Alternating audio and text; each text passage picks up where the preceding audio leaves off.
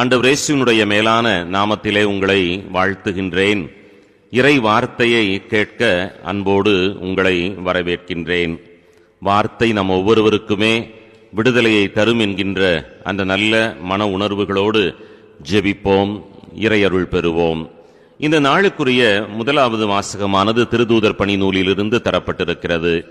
இந்த வாசகத்தை இப்பொழுது வாசிக்க கவனமாய் கேட்டறிவோம். நாங்களும் தூய ஆவியும் சாட்சிகள். திருத்தூதர் பணிகள் நூலிலிருந்து வாசகம். அதிகாரம் 5, இறை வார்த்தைகள் 27 முதல் 33 முடிய. அந்நாட்களில் காவலர்கள் திருத்தூதர்களை அழைத்து கொண்டு வந்து யூத தலைமை சங்கத்தின் முன் நிறுத்தினார்கள். தலைமை குரு அவர்களை நோக்கி, நீங்கள் இந்த இயேசுவை பற்றி கற்பிக்க கூடாது என்று நாங்கள் கண்டிப்பாய் கட்டளையிடவில்லையா? என்றாலும் எருசலேம் முழுவதும் நீங்கள் கற்பித்து வருகிறீர்கள். மேலும் இந்த மனிதருடைய இரத்த பழியையும் எங்கள் மீது சுமத்த பார்க்கிறீர்களே என்றார். அதற்கு பேதுருவும் திருத்தூதரும் மறுமொழியாக, மனிதர்களுக்கு கீழ்ப்படிவதை விட கடவுளுக்கு அல்லவா கீழ்ப்படிய வேண்டும்? நீங்கள் சிலுவையில் தொங்க வைத்து கொன்ற இயேசுவை நம் மூதாதையரின் கடவுள் உயிர்த்தெழச் செய்தார்.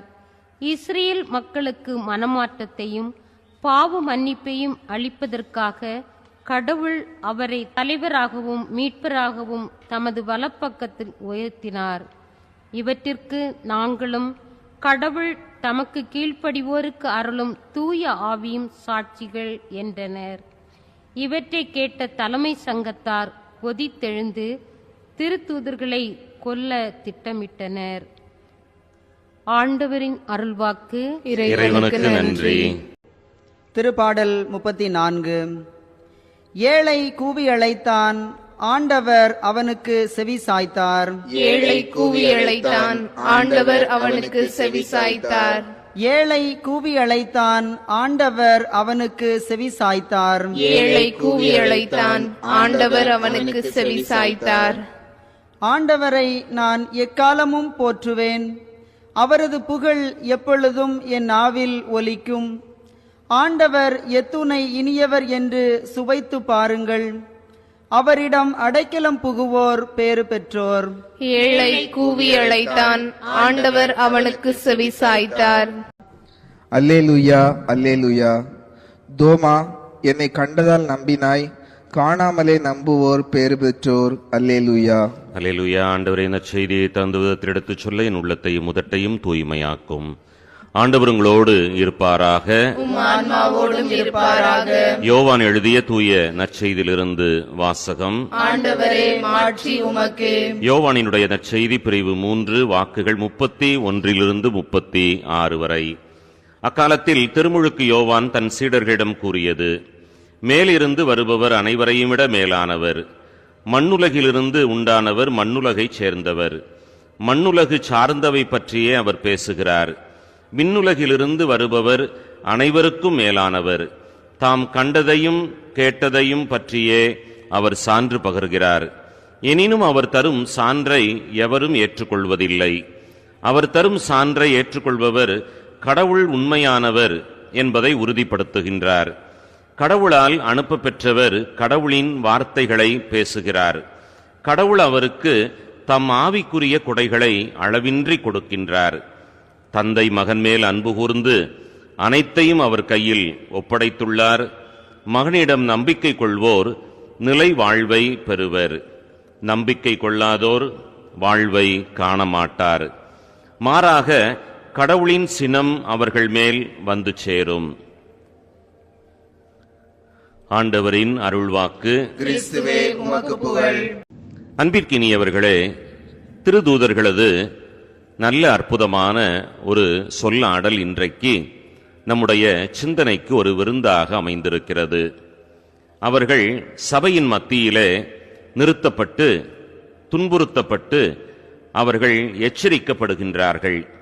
இந்த எச்சரிக்கையை கேட்டுக்கொள்கின்ற திருத்தூதர்கள் அதற்கு பதில் மொழியாக கொடுக்கின்ற ஒரு சொல், மனிதர்களுக்கு கீழ்ப்படிவதை விட கடவுளுக்கு அல்லவா கீழ்ப்படிய வேண்டும் என்று கேட்டு பார்க்கின்றார்கள். யாருக்கு இந்த மண்ணுலகிலே கீழ்ப்படிவது? மனிதர்களுக்கா, கடவுளுக்கா? இந்த மனிதர்கள் யார் என்று கேட்டு பார்க்கின்ற பொழுது, இவர்கள் கடவுளால் அனுப்பப்பட்டவர்கள், கடவுளால் அனுமதிக்கப்பட்டு பொறுப்பிலே இருப்பவர்கள். எனவே இவர்களை விட மேலானவர் கடவுள் ஒருவர்தாமே என்பதுதான் உண்மையும் கூட. எனவே அந்த கடவுளுக்குத்தான் நாம் கீழ்ப்படிந்து பணியாற்ற வேண்டும், வாழ்வை நாம் நகர்த்தி செல்ல வேண்டும் என்பதை உணர்ந்தவர்களாக பேதுருவும் திருதூதர்களும் மறுமொழியாக கூறுகின்றார்கள். மனிதர்களுக்கு கீழ்ப்படிவதை விட கடவுளுக்கு அல்லவா கீழ்ப்படிய வேண்டும் என்று கேட்டு பார்த்து, தாங்கள் துன்புறுத்தப்பட்டாலும் தாங்கள் துயரத்திற்கு ஆளானாலும் நாங்கள் ஆண்டவருக்கு மட்டுமே கீழ்ப்படிந்து செயலாற்றுவோம் என்பதனை மிக தெளிவாக எடுத்துச் சொல்லுகின்றார்கள்.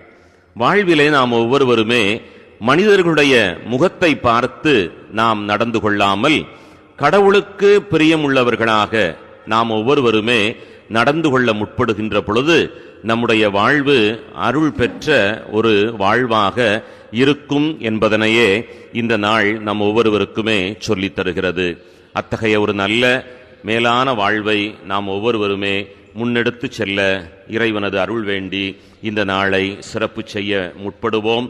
ஆண்டவருடைய நாமம் என்றென்றும் போற்றப் பெறுவதாக. ஆமென்.